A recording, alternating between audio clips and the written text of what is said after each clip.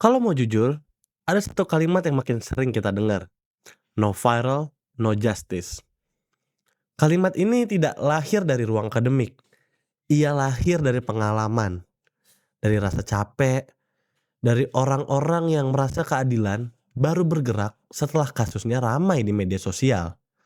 Dan sayangnya, contoh konkretnya terus bertambah.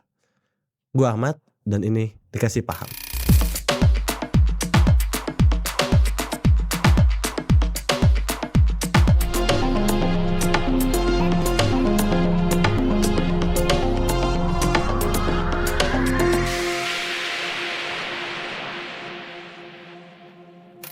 Belum lama ini publik ramai membicarakan kasus Hogi Minaya di Sleman. Ceritanya sederhana, tapi dampaknya besar. Ia mengejar pelaku jambret yang merampas tas istrinya. Dan dalam situasi panik dan juga spontan, terjadi insiden yang justru berujung pada dirinya ditetapkan sebagai tersangka. Awalnya kasus ini berjalan biasa aja, nggak banyak jadi perhatian dan nggak banyak jadi perbincangan publik. Sampai akhirnya video dari kejadian itu tersebar dan viral. Baru deh terus setelah ramai, banyak orang yang merhatiin kasus ini. Pernyataan muncul, evaluasi juga dilakukan.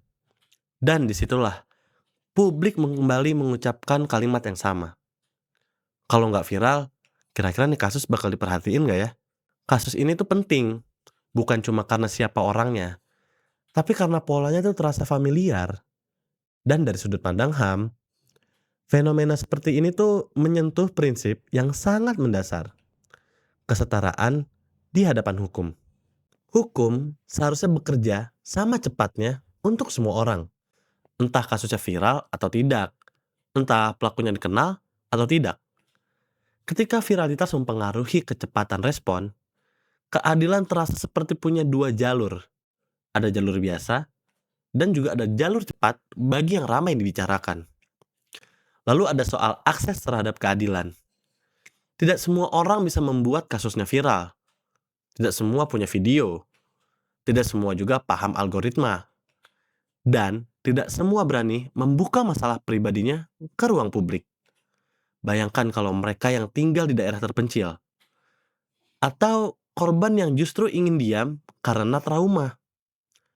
Atau warga yang tidak punya jaringan apapun.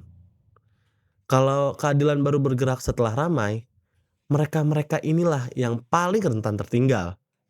Dan dari perspektif HAM, ini bukan soal popularitas, tapi soal hak. Fenomena no viral no justice juga menyentuh kewajiban negara. Dalam prinsip HAM, negara berkewajiban melindungi hak warganya tanpa menunggu tekanan publik. Artinya, sistem seharusnya bekerja bahkan ketika tidak ada kamera, bahkan ketika tidak ada tagar, bahkan ketika tidak ada kemarahan massal. Ketika publik merasa harus membuat kegaduhan dulu agar didengar, yang terganggu bukan cuma rasa keadilan, tapi juga kepercayaan. Tapi penting juga kita jujur, media sosial bukan penyebab utama, ia lebih sering jadi jalan terakhir.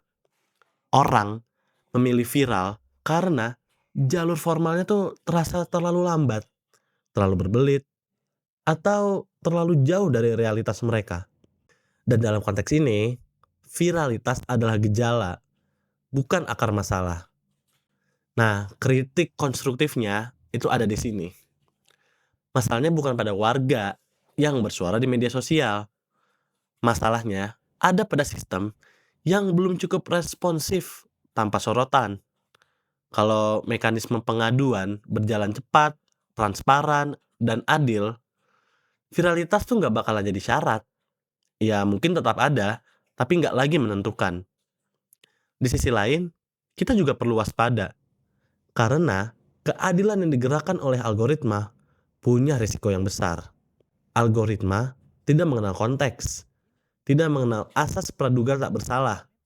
Ia hanya mengenal atensi. Kasus bisa dipersempit.